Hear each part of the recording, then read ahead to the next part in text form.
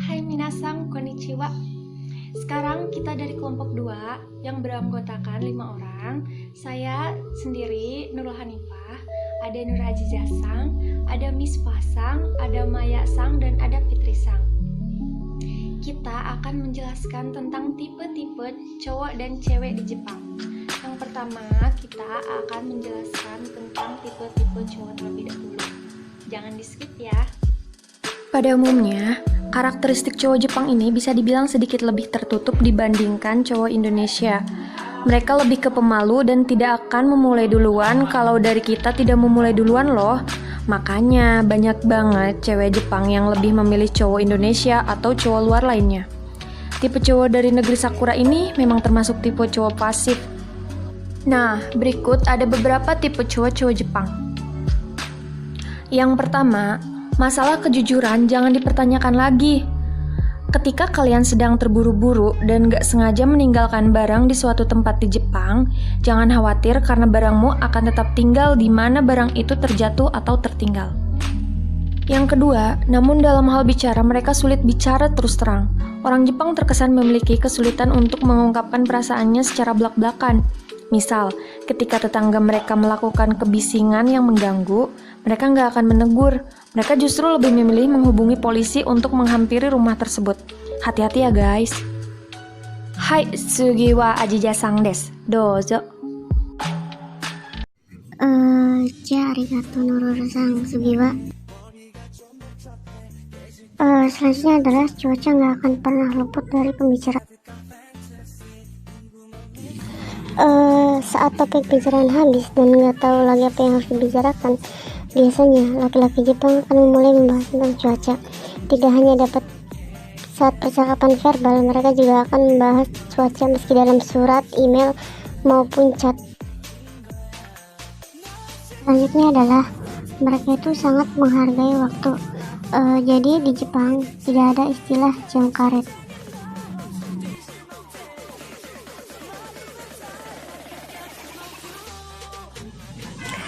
Bagi orang Jepang, waktu adalah hal yang sangat berharga.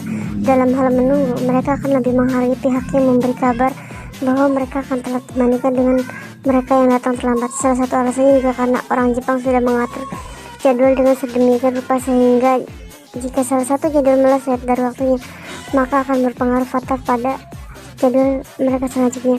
Jadi nggak ada istilah jam karet pada orang Jepang. Jadi kalau semua orang laki-laki Jepang itu tidak.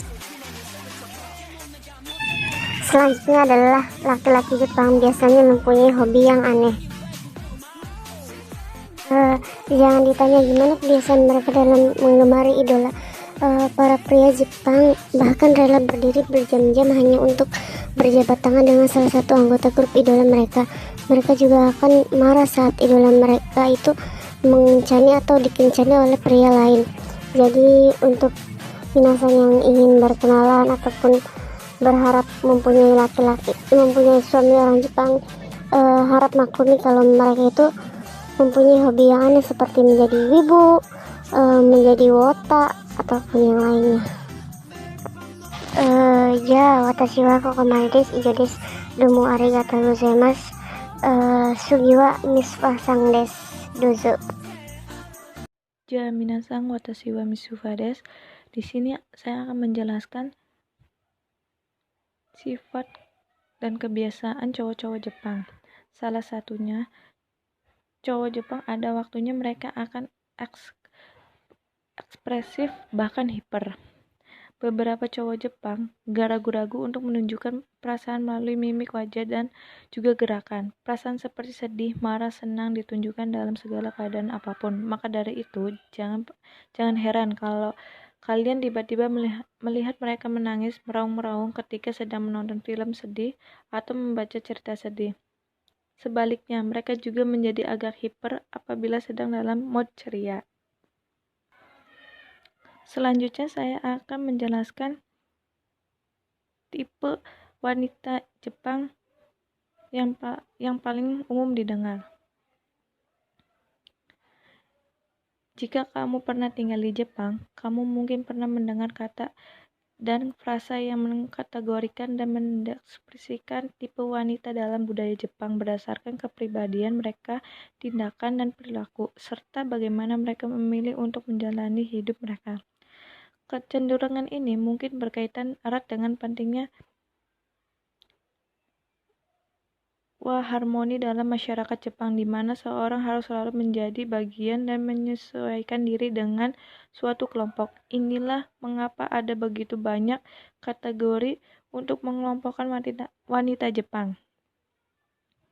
Salah satunya Nikusoku Joshi. Istilah Nikusoku Joshi yang secara variah berarti gadis karnivora ini merupakan tipe wanita yang proaktif dalam mengejar romansa dan tidak takut untuk mengambil langkah pertama dalam hubungan. Mereka seringkali cukup terbuka secara seksual, agresif, dan biasanya tidak ragu-ragu untuk berhubungan seks sebelum memulai hubungan resmi. Istilah ini diciptakan sebagai semacam antonim dari sosoku danshi atau pria herbivora. Ya, minasan, watashi wa Maya desu. Tsugi wa himono onna o setsume shimasu. Ya, himono onna. Himono onna ini untuk menggambarkan tipe wanita yang tidak tertarik mencari romansa atau pasangan dan suka menghabiskan waktu luangnya itu di rumah sendirian, memakai baju santai, memakai baju piyama, dan membaca manga, terus lalu makan dan tidur. Ya, seperti bermalas-malasan. Istilah lain dari himono onna ini bisa dikatakan wanita ikan kering. Kenapa dikatakan wanita ikan kering? Karena wanita ini ya kerjaannya bermalas-malasan. Dia malas dengan aktivitas yang di luar. Jadi himono onna ini dapat diartikan secara luas untuk menggambarkan wanita lajang di akhir usia belasan hingga 30 tahunan yang kehidupan cintanya mengering, namun tidak tertarik pada lawan jenis dan enggan dengan yang namanya kencan, bercinta, dan mempunyai hubungan dengan lawan jenis sudah enggan ataupun sudah tidak ada ketertarikan. Dan seorang wanita himono onna ini tidak ingin untuk memiliki anak untuk di masa depannya. Dan dari hasil dia kerja kerasnya tuh, dari hasil kerjanya itu hanya ingin dia nikmati untuk diri dia sendiri, tidak memikirkan untuk masa depan ataupun mencari pasangan, bahkan ingin mempunyai anak pun dia sudah tidak menginginkan lagi. Dan selanjutnya di sini ada Eggman. Nah, di sini Eggman itu adalah seorang wanita yang dapat dikategorikan sebagai tipe Eggman jika dia dinilai sebagai seseorang yang membawa keberuntungan bagi pasangan prianya. Dan dengan bersamanya, sang pria atau laki-laki tersebut merasa termotivasi dan mencapai kesuksesannya, seperti mendapatkan pekerjaan impiannya atau kenaikan gaji dan karirnya melesat. Sebaiknya, jika dia adalah tipe wanita segmen, seg berasal dari sageru yang berarti menurunkan. Dia menyeret atau membawa pasangannya ke bawah, yang berarti pasangannya akan mengalami masa sulit setelah dia memasuki kehidupannya. Dan selanjutnya di sini ada barikyari. Dari kata bari itu di sini menggambarkan seseorang yang bekerja sangat keras atau gigih untuk melakukan sesuatu dengan sangat energik. Dan sedangkan kata kyari merupakan kependekan dari wanita karir. Jadi barikyari merujuk pada wanita karir yang kuat. Jiwa semangatnya dalam pekerja itu tinggi dan dia ingin mencapai kesuksesannya. Jadi di sini barikyari itu menunjukkan pada wanita karir yang kuat dan menghargai kesuksesan dalam berkarir. Mereka pada umumnya menjalani kehidupan pribadinya. Dan di sini yurui berasal dari kata yurui yang berarti santai, kurang lebih merupakan kebalikan dari barikyari. Ini adalah tipe wanita karir yang prioritasnya bukan untuk bekerja, melainkan untuk keluarga, hobinya dia sendiri, dan kehidupan pribadinya wanita tersebut. Ya, watashi no setsumai wa kokomade, sugi wa Fitri Sang desu. Dozo. Arigato kamaya. Baiklah minasang, selanjutnya Minato Kuji.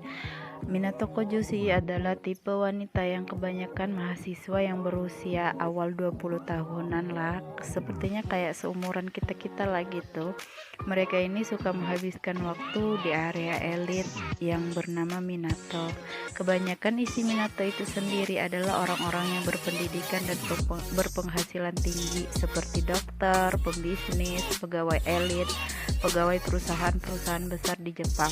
Pria yang mengisi Minato inilah yang menjadi incaran para wanita Minato Kujoshi. Jadi intinya tuh ya, Minato Kujoshi ini tipe-tipe orang-orang yang mengincar laki-laki yang berpenghasilan tinggi. Selanjutnya tuh Yoshien Mama. Yoshien Mama itu sendiri kalau dilihat dari namanya aja tuh kayak berkaitan dengan emak-emak gitu ya, mama-mama.